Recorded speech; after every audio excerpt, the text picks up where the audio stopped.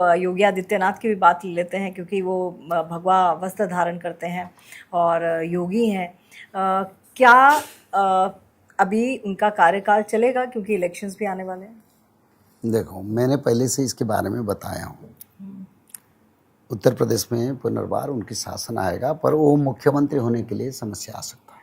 अच्छा। फिर भगवान करे वो मुख्यमंत्री भी होंगे, फिर समस्या बिल्कुल आएगा। सरकार भी आएगा, शासन भी आएगा। मुश्किलें खड़ी होने वाली है योगी आदित्यनाथ के लिए? मुश्किलें यानी अपने दल में कोई विरोध कर सकते हैं, पर लोकमत उनके साथ है। लोकमत उनके साथ है। और अगर मैं, चलिए अब थोड़ा सा पॉलिटिकल ले लेते हैं, अगर मैं पंजाब की तरफ जाती हूँ तो पंजाब में बीजेपी सरकार नहीं है, आम आदमी पार्टी की सरकार है। तो आम आदमी पार्टी दोबारा आने वाली है, और आम आदमी पार्टी वैसे भी दोबारा आने वाली है क्योंकि दिल्ली में भी अब तो नहीं रहा उसका वर्चस्व, सिर्फ ले दे के पंजाब में ही बची है।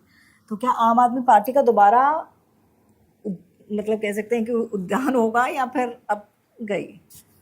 देखो, मैं किसी का विरोध में डायरेक्ट नहीं कहता हूँ। अब पार्टी का बात कर लिए तो इसके बाद में इतना कहता हूँ, भारत में जितने राज्य हैं, मैं इसके बारे में पहले से बताऊं, जो राज्य में बीजेपी सरकार नहीं है वो राज्य में बीजेपी सरकार आएगा। तो पर मैं डायरेक्ट क्यों बोलूं, बल्कि ख्याल आवे। हम राजनीति में नहीं हूँ, पर मोदी जी को हम पसंद करते हैं, उनके शासन को पसंद करते हैं। योगी जी को भी पसंद करते हैं, उनके शासन को भी पसंद करते हैं।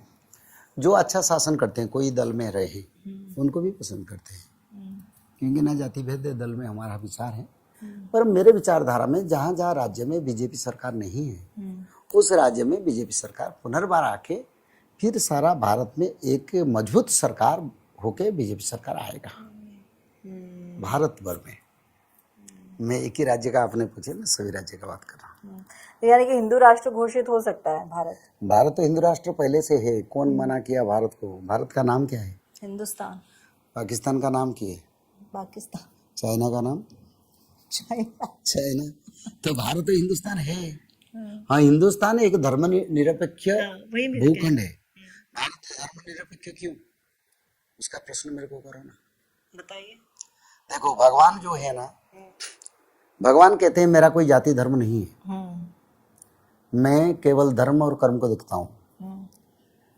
तो इसीलिए भगवान के विचारधारा हिंदू के विचारधारा, भागवत में लिखा है, स्वयं भगवान उद्धव को बताए, जाति धर्म वर्ण से ऊंचे रहकर, पापी पुण्य साधु संत से ऊंचे रहकर सबको एक दर्जा देने वाले लोग मेरा भक्त हैं। भागवत में बताए।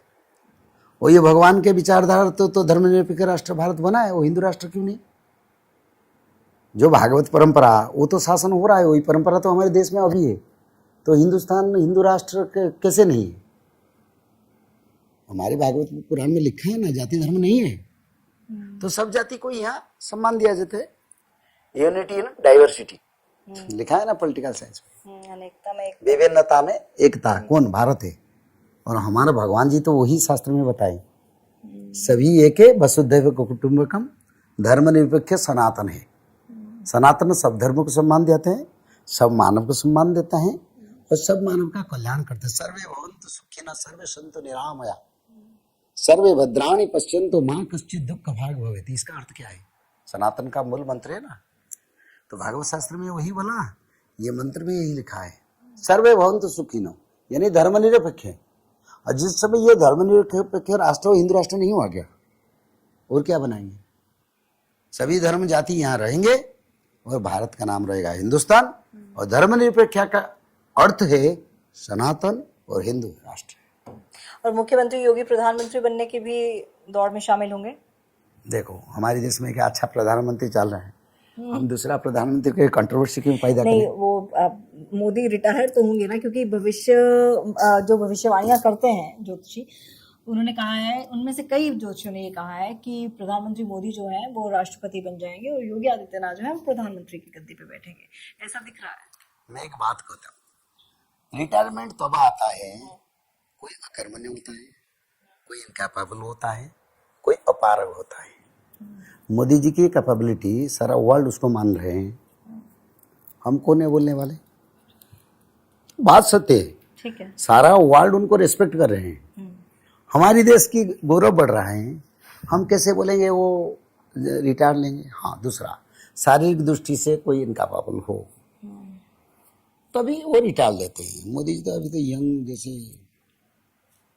इतना एनर्जेटिक, इतना यंग आप लोग तो देखते हैं, और इतने यंग लोग को कौन छोड़ेगा?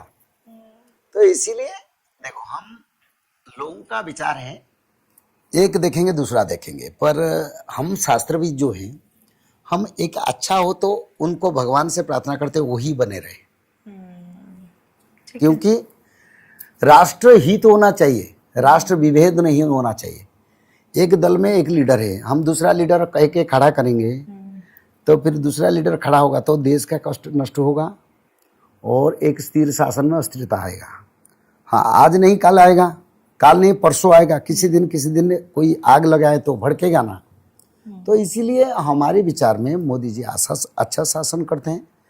उनका ना रिटायरमेंट का उम्र आया, ना उनका कैपेबिलिटी में कम होता है, बढ़ता जा रहा है। वो भगवान का जैसे दैवी कृपा अच्छा। उनके ऊपर हम देखते हैं। देखो, अलग कोई देश में प्रधानमंत्री होते हैं, हमारे देश को अलग देश अटैक कर लेते हैं, लोग भय करते हैं। उनका इतना डिप्लोमेसी, उतना कूटनीतिक स्तर में इतना स्ट्रांग है विश्व में, कोई देश अटैक करने के लिए भी सोचते हैं, बोले ये मोदी जी है, कई देश को एकत्रित करके हमारे विरुद्ध में खड़ा कर देंगे।